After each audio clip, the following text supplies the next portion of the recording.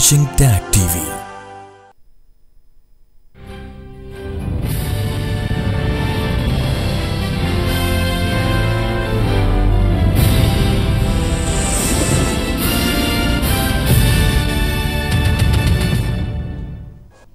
Good evening. Welcome to South Asia Newsline. I am Uzma Jafri. Here are the top stories we are tracking for you on Thursday, the 22nd of November. Indian President meets Australian Prime Minister, unveils Gandhi statue.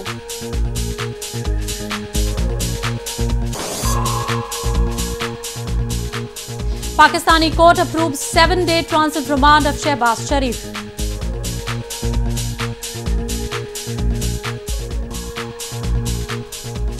And top US commander pledges support to Afghan security forces.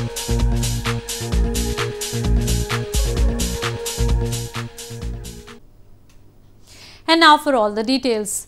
Indian President Ramnath Kovind on Thursday held talks with Australian Prime Minister Scott John Morrison to boost strategic ties between India and Australia. He also unveiled the statue of iconic Indian freedom fighter Mahatma Gandhi in Sydney. Indian President Ramnath Kovind on Thursday met Australian Prime Minister Scott John Morrison during his first ever visit to Australia to boost bilateral ties between the two countries. The President was given an official military honours at Admiralty House by Governor-General of Australia, Sir Peter Cosgrove. After inspecting the ceremonial guard of honour, the President, along with Australian Prime Minister, unveiled the statue of Mahatma Gandhi at Parramatta town as part of the ongoing 150th birth anniversary celebrations of the great Indian freedom fighter. The life-size statue, which is a gift from the Indian government, is identical to the one presented to the city of Brisbane in Australia in 2014. Mahatma Gandhi belongs not just to India, but to the entire world. His universal teachings have a special resonance in all corners. In these times of strife, his powerful message of non-violence and peaceful coexistence stands all the more relevant. Mahatma Gandhi, spiritual leader and the father of India's independence, showed the world that the power of weapons and violence are no match for the strength of peace, non-violence and tolerance. Australia also, our instincts are always towards peace. The talented artists from Australia also revealed vivid colours of their culture and art by presenting mesmerising dance performances that left the audience spellbound. This has been the first ever visit by any Indian president to Australia as part of India's continuing and growing engagement with countries in the Indo-Pacific region. Governor of India's Northern Jammu and Kashmir province, Satyapal Malik, dissolved the Provincial Legislative Assembly on Wednesday, a move likely to lead to a fresh round of elections in the Northern Province. Governor of India's Northern Jammu and Kashmir province, Satyapal Malik, dissolved the Provincial Legislative Assembly on Wednesday, a move likely to lead to a fresh round of elections in the Northern Province. The governor announced the decision after People's Democratic Party leader and former Chief Minister Mehbooba Mufti released a letter on Twitter announcing that she would seek to form the government with her traditional rivals, the National Conference and the Congress. ये forces तो वो हैं जो democracy, grass root democracy को बिल्कुल नहीं चाहती थी और ये अचानक ये देख के ओहो ये तो बहुत हमारे हाथ से चीज़ें निकल रही हैं, एक अनहोली अलायंस करके मेरे सामने आ गए थे। तो मैंने किसी का पक्षपात नहीं किया, मैंने दूसरे पक्ष को भी नहीं सुना है और इनको भी नहीं सुना है। मैंने जो जम्मू कश्मीर की जनता के पक्ष में था वो काम किया है। All the three parties, PDP, Congress and National Conference, had made this clear throughout the day that we are intending to form the government, and our party president had made it public through the social media.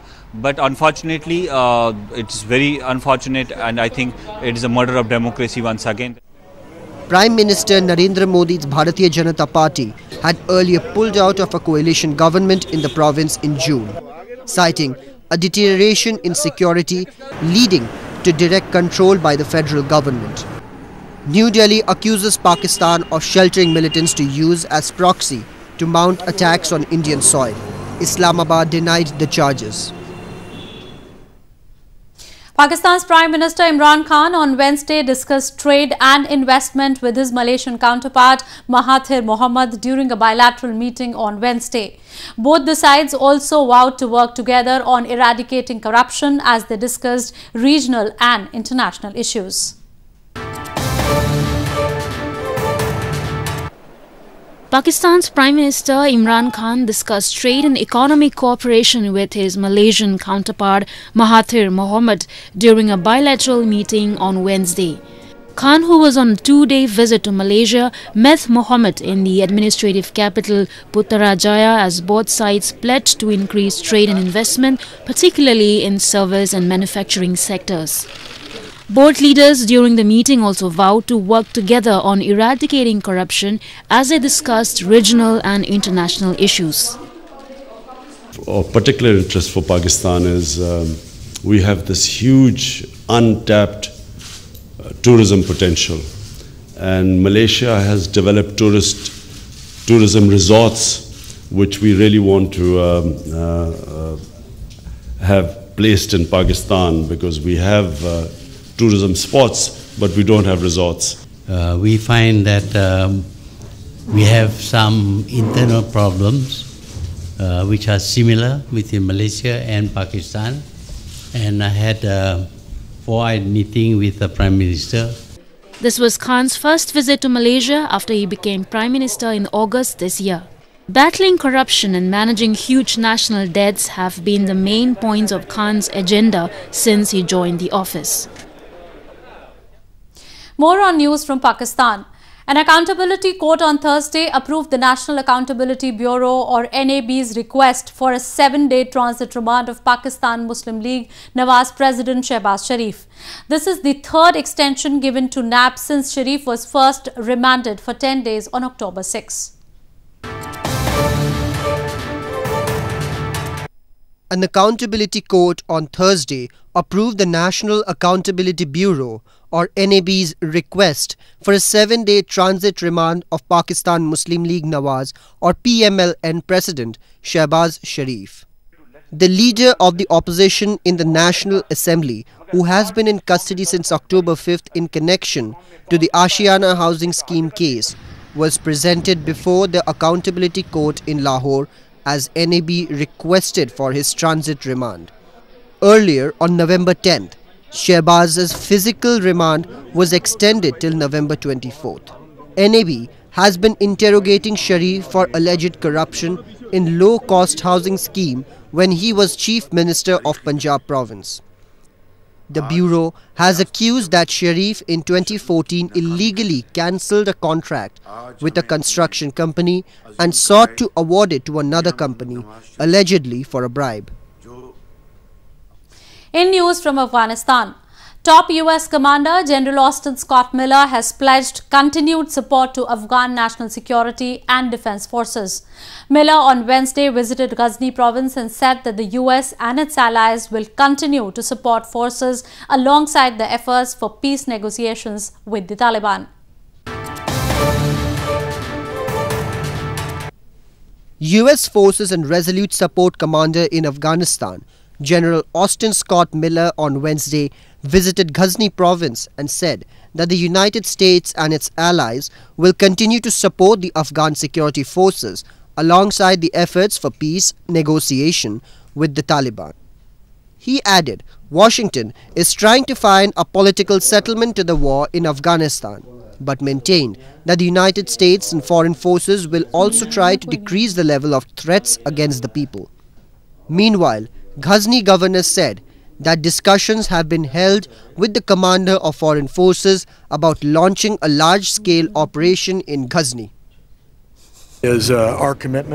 من فقط خواستم به هر کس تعهدمان را به این نیروهای امنیتی یادآوری نمایم.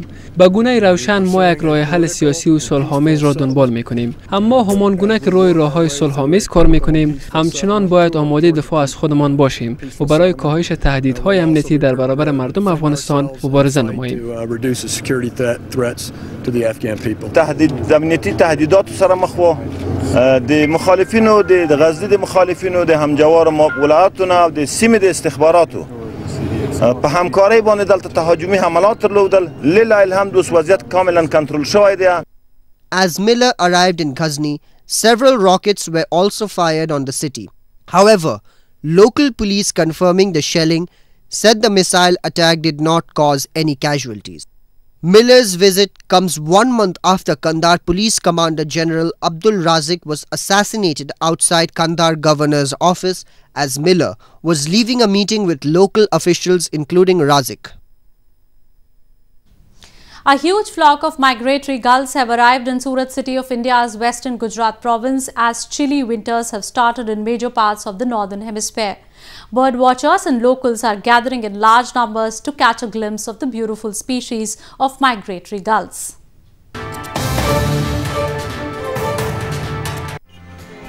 A huge flock of migratory gulls have arrived in Diamond City, Surat in India's western Gujarat province to spend winter months. Every year, these migratory species travel to Surat from different countries and islands to stay for at least 3 to 4 months in the hospitality of local residents who serve this flock of beautiful birds with Gujarati snacks. Bird watchers and locals gather every day in large numbers to catch a glimpse of the beautiful species of migratory gulls.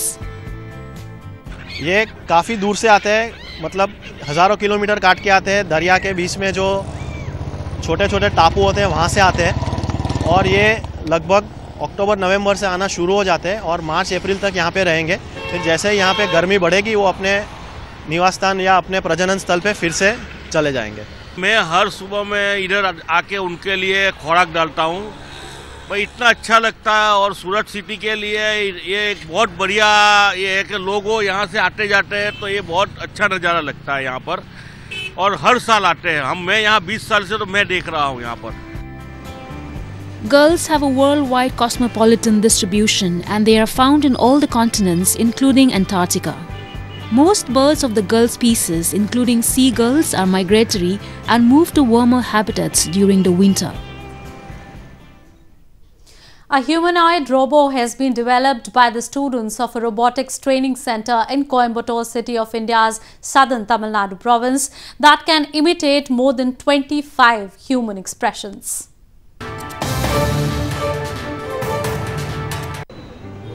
Students of a robotics training center in Coimbatore city of India's southern Tamil Nadu province have developed a robot which can imitate more than 25 human expressions. The new technology robot developed by iRobot Chakra Robotics Training Center can easily understand any command and work accordingly. The lightweight robot can be kept on a table and can be assembled easily by a 10-year-old child. It can smile, laugh, blink its eyes and imitate other expressions. A student of the institute said the robot has been developed for the entertainment of children and hope to develop the robot like a human body in the future. Humingo is the first of its kind in India where you can actually create different kinds of expressions on a robot, and the best part is that a 10-year-old child can assemble that Humingo and then he can create expressions on it. For example, expressions like a laughter, expressions like an angry sign, expressions like a emotion, meditation, scared expression, something like that. This is the first of its kind humanoid robot developed in India. Initially, the robot was developed majorly for children, but after its success, the Robotics Training Center wants to develop it for domestic or commercial purposes. Well, that's all we have for you from South Asia this evening.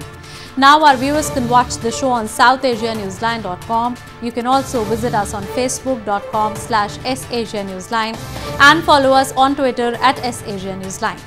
That's all in tonight's edition. We will see you same time tomorrow. Good night.